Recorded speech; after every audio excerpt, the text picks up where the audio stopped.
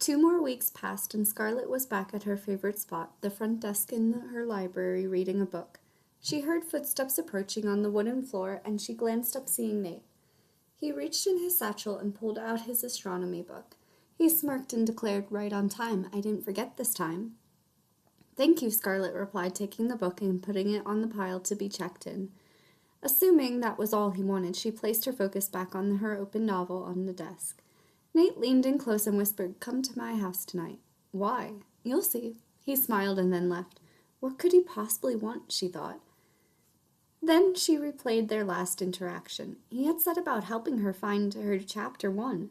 Her heart started racing. Could he have found a lead to my history? Did he really find a clue as to who my parents are? Did he find them? Will I finally know the truth? Should I be excited or nervous? If he found them, how did he pull that off? Are they even still alive? Do they love me, or was I their burden? Scarlett glanced at the clock, and for the first time ever, 5 o'clock couldn't come fast enough. The hours dragged by, and it seemed every 5 minutes she looked back at the clock. She had never been so eager to leave the library. Even as she was reading the book before her, she struggled paying attention and had to reread multiple paragraphs.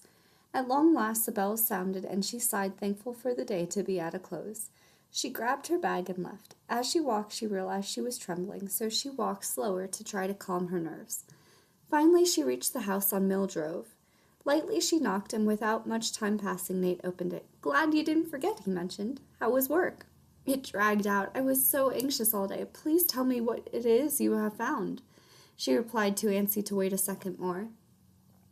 Nate avoided her statement as they went inside. "Did you eat anything yet?" She shook her head. "Good, because I just finished making dinner, and there is plenty." He pulled out a chair and nodded for her to sit down. She did, and then he placed a plate in front of her, and then Jeramie. Finally, he joined them. Scarlett saw her hands were shaking and tried to hide it, but Jeramie noticed. Without a word, he stood up and started boiling water. Then he threw a few leaves into it. He returned to the table and set the cup of hot tea in front of Scarlett.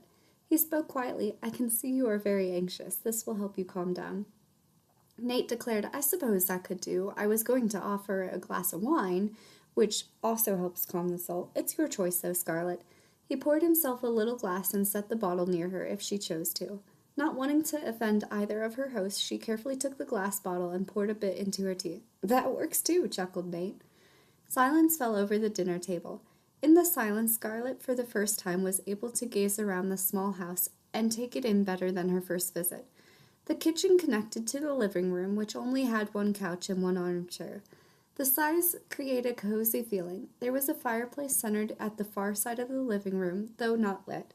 Scarlett could imagine, though, what it would look like if the fire was ignited and how much lovelier the room would be. Alas, Jeramie questioned, interrupting the silence. "How did you decide to become a librarian?" "I've always loved books, and I could think of nothing better than helping others discover the love of reading." "So, do you own the library, or are you just one of the librarians there?" "I own it, but there are other librarians that help keep it running." "That's really cool." Once again, the quiet overtook the table. Scarlett asked again, "What update do you have, Nate, on my past?" "Be patient," he responded. Finally, dinner finished, and Scarlett offered to help clean the dishes. Nate insisted that she didn't have to, but she refused to take no as an answer. He led her out onto the balcony, and Jeramie followed, taking the seats. They gazed out at the sun setting upon the land and the sky fading into a dusty color. "When is he going to tell me his findings? Why is he dragging it out? It's something dreadful. It has to be. Maybe this was a bad idea. Maybe I'd be better off not knowing." Scarlett became so lost in her thoughts she didn't notice Nate go inside.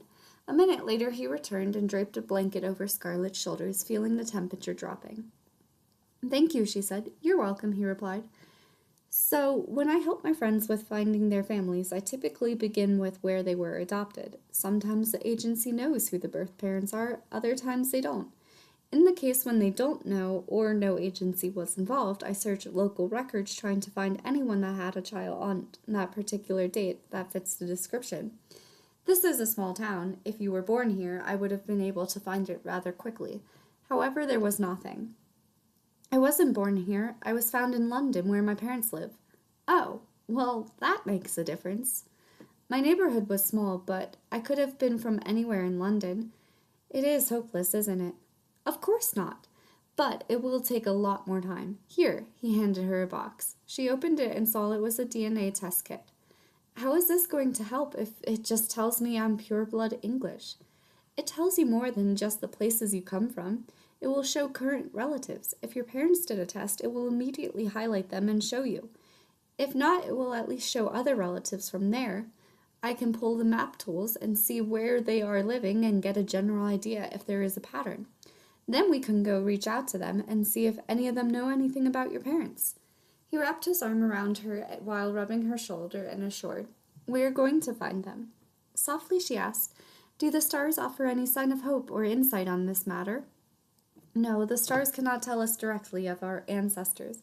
It may help us lead us to ones we are meant to find, whether that be to help our journey or for friendship or for more." "Do you really believe that? The stars brought us together, didn't they?" "I would say it was more of the library that led me to you and your late book, leading you to helping me find my family." "Yes, but I wouldn't have come to the library if it wasn't for my love of the stars." Jeramie commented, "Everything with Nate connects back to the stars, even if it seems like there should be no connection. I warned you when you first came here." "It's all right. I don't mind. Right now you barely know him. You aren't even the one stuck living with him." "How did you two come to know each other?" Nate informed, "We've known each other since we were little boys. We went to school together and we were best friends then. I went to a different college than he did. Of course we stayed in touch. When we graduated, neither of us were in a relationship, or at least nothing serious." "What do you mean?"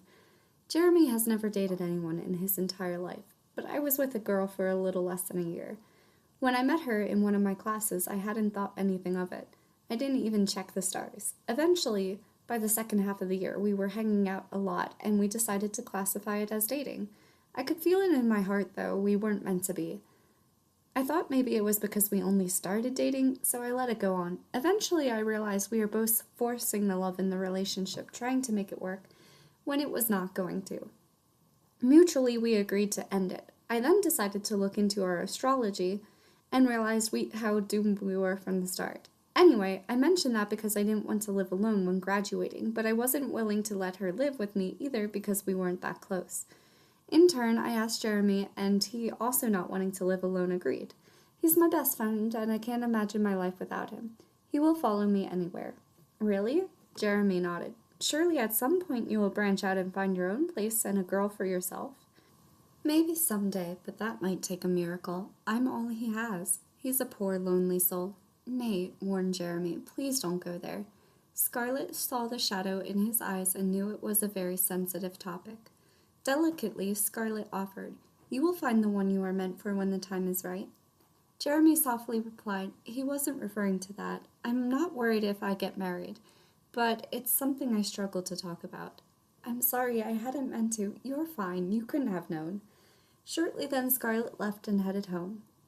Nate welcomed Scarlet's interest in the stars, and he happily shared his passion with her. Jeramie sat back amused that Nate was capturing so much of her attention. They also talked about what she hoped to learn when the DNA test would return. Nate had warned her it would take several weeks, possibly even 2 months or more. On the evening of November 15th, Scarlet made her way over to Nate's home. It was a Sunday, so the library had been closed that day, and she was coming from her house. When she knocked, she was surprised that Jeramie opened the door instead of Nate. He welcomed her inside and then set the dinner table. He glanced up at Nate, who was sitting in the other room at the computer. Jeramie teased, "Nate, are you going to stay there all night, or are you going to come sit down for your birthday dinner?" "It's his birthday?" Scarlet whispered, and Jeramie nodded. Nate came over then and sat down without a word. He ate his food quickly and then folded his hands on his lap as he waited for the other two to finish. Scarlet and Jeramie both shared a glance, and they knew they were both thinking the same thing. Something was bothering Nate. Scarlet casually tried to start a conversation. "Did you do anything special for your birthday?" "No," he answered simply. Jeramie informed, "He got the mail this morning and has been sitting at the computer since. I asked him what he's working on, but he won't share." "Then wasn't the time, but after dinner I will explain." "Nate, is everything all right? You seem upset," finally Scarlet asked. He smiled warmly. "Yes, all is well. There's just a lot on my mind." At long last, Jeramie and Scarlet finished eating, and Nate waved them into the living room. He held out an envelope toward Scarlet. She took it and looked at it. "It's from the DNA lab," she cried. "But mail doesn't come on Sundays." "I forgot to check the mail yesterday," Nate reported. "I must apologize. I opened it already. I want you to see it, and then I will tell you what else I know, which is why I have been at the computer all day." Scarlet took a deep breath and pulled out the sheet of paper. The chart showed she was 50% English and 50% Irish. She glanced up and saw Nate wearing a sarcastic smirk. "See? I was right. You are Ireland." "Yes, I suppose you were." She turned the page and studied the names in the sheet. Nate came up behind her and pointed to the one highlighted on the list and filled in. "She is very closely related to you." I figured Maeve McCarthy would be our best chance at finding some information about your parents. I managed to get in contact with her. She confirmed her sister had a child on the exact date you were born. She also agreed to meeting us and taking us to her sister, your mother. "When?" "Whenever you can get away from the library to travel to Ireland." He saw her mind spiraling from various thoughts. One second her face lit up, but the next anxiousness settled in. He added, "You won't go alone. I will come with you." I can't believe it was really that easy. "I can go as soon as next week. I must first make sure the other librarians will be fine running the place until I return." "How long will we stay?"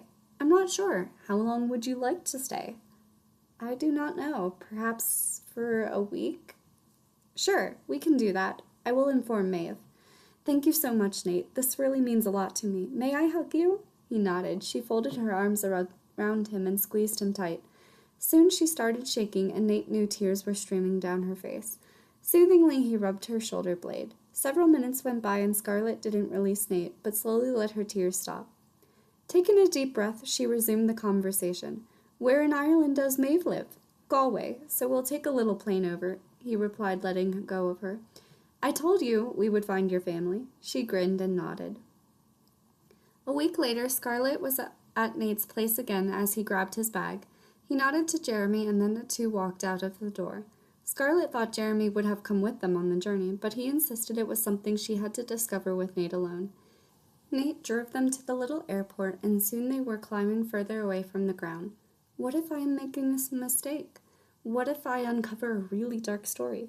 What will my aunt and mother be like? What about my dad? Does my father even know about me, or was I kept a secret? What if I'm better off not knowing? Will this answer all of my questions, or will I be left with more questions? Who am I kidding? Of course it will answer my questions. I'm going to meet my aunt and my biological mother. She will have my entire story and every wonder of mine answered. What will it be like having all of my beginning in place? Will I feel complete? Does she like reading as much as I do? I wonder if I look more like her or my dad. I wish we were there now. By this time tomorrow, I will have a quiet mind and know all I have ever desired.